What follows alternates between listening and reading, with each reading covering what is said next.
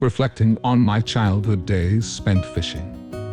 This could have happened if I had shown more determination and good habits. Looking back, the river in our town held secrets and wonders yet to be discovered. I wish, one magical morning, as the sun kissed the horizon with hues of gold and orange, my rod would bend with a force never felt before. I would have caught the largest walleye, a genuine testament to the habits that have transformed my life.